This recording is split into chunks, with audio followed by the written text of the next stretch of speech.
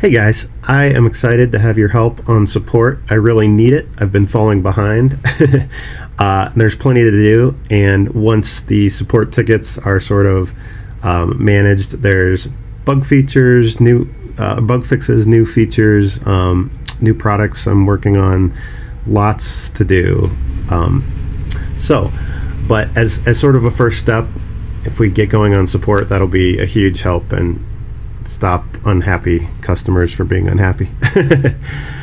So I have this Artemis add-on support system that I've kind of created and have been working with, and I am open to suggestions on improvements, but there's three main components: Freshdesk, Jira, and Confluence. The reason I use Freshdesk is because I started the support system prior to Service Desk. It might make sense to jump over to Service Desk at some point, but I've been actually really happy with Freshdesk, and I've done a bit of customization that's worked well. It will link to Jira. So Freshdesk handles tickets. It lets users create tickets just by sending an email to an address, which Jira did not support, and I don't know if Service Desk supports that yet. It might, but it's just a very easy way for users to get going, and Freshdesk I've been pretty impressed with. It does link to Jira. For Jira, I'm tracking bugs and feature requests. So when a user asks about something that is in fact a bug or a feature request that we might not fix right away, those get tracked long-term in Jira. Confluence I'm using currently for documentation. What I am lacking is sort of a user-created knowledge, like a public knowledge base, and that would be nice. So maybe once we get some of the support more under control, we could add that in one way or another. Something like answers, possibly. And I also, it'd be good to get more linked into Atlassian Answers because I think I'm not always picking up questions there. All right, so I'm just going to walk through a few steps. So the first thing is the support system does get a fair amount of spam. It's not too crazy, but it's always sort of the first thing you need to do. So I'm going to go over here to my ticket list, and if you mouse over, you can kind of read and you can tell what's spam. Anything that references one of the add-ons is clearly not spam. So hopefully this is not too much of a pain. I guess the main thing is to make sure that we don't accidentally mark an actual ticket as spam. And the more you do this, the quicker it'll get. So these are all spam for sure. More stuff below is spam. But I'm going to go ahead and click spam. And then it also, once you do that, it lets you block the contacts, and you can say yes. I don't know how much that actually helps. So it's good to actually go through and just get rid of all the spam initially. Whoops. So the next step is to identify the type of ticket. So I won't really service the whole ticket, but let's see. Let's go ahead and look at this one. So there's a bug in this add-on where it's saying that when they try to export from the report, they're getting an error. So in this case, what probably makes sense is to load up the add-on in Confluence and try to reproduce the behavior and then see if it's appropriate. And this may or may not be a bug.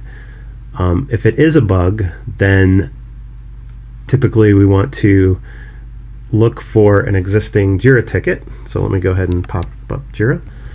So this is a very handy page. Basically, it has links to all of the add-ons and the documentation in Confluence, and then all the Jira projects. So for this particular one, Easy Forms, we might go ahead and pop that open, and you'll have access to all this, and look for a matching issue.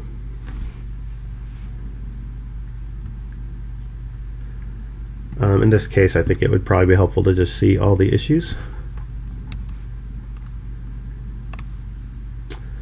So going through and trying to find one that matches that, and I'm not actually going to look right now. I can't quite remember. I think it may be an existing issue, but let's say it is an existing issue. I'm just going to go ahead and I'm going to go ahead and create a new issue for this.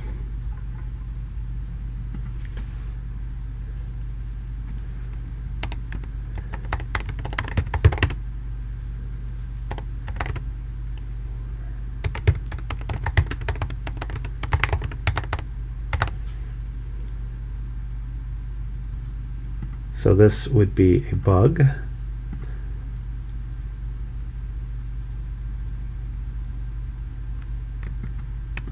going to go ahead and pop that open.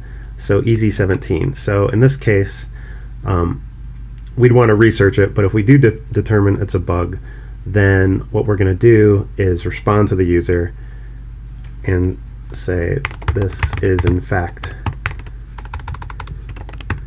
a bug. I always start with this. This is a bug. We've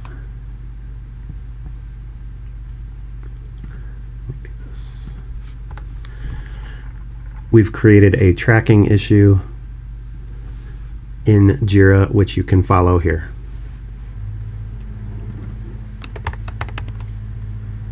Oops. Follow.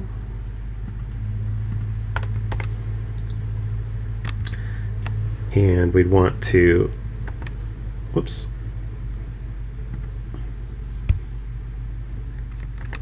trying to bounce between voice recognition here. So we'd send them this, and then we can actually say Jira issue linked, set that to be the status right away. The status can also be set here. And then we would link the Jira issue, and what it takes is just the issue ID. So went ahead and linked it. And now if we go over to this issue, so there's a link here from Freshdesk, and then if we go over to this issue, we can see the link here. So if there's several users that have a similar issue and we fix it, then it's very easy to contact all of them because they're all listed here. So we just click back on the ticket and then write them a note. All right. So I kind of skipped a couple steps here. You want to identify the type of ticket. We'll talk about that below. Respond, obviously. Whoops. So we just talked through if it's a bug or feature request. We want to look for a matching request, reference it in the ticket when we write back to the user, and then link that Jira ticket in Freshdesk, and then set the status. Whoops. Set the status to Jira issue linked. In that case, if we need more information from a customer, we just ask for more information, and then we set the status to, after you respond, set the status to awaiting customer, or when you respond, it does, whoops, it lets you, if you click here, it lets you set the status and send the response all in one step.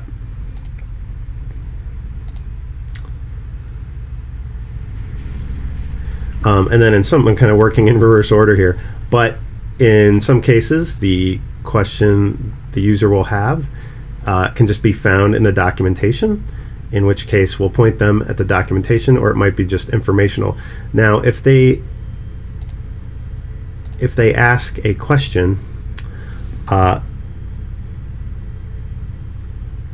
say for easy forms, for instance, and it seems like a common question or even an uncommon question, and the answer is not found in the documentation, then we want to add to the documentation. So just go ahead and either edit the main page or create a sub page.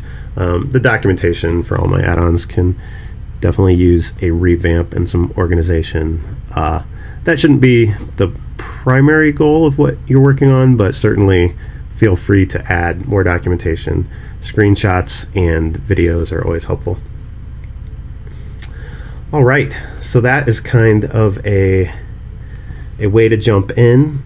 I'm going to add some more notes and kick this off to you, and I'll need to send you more information about all the different systems involved in support. But this is really the first step, so thanks again.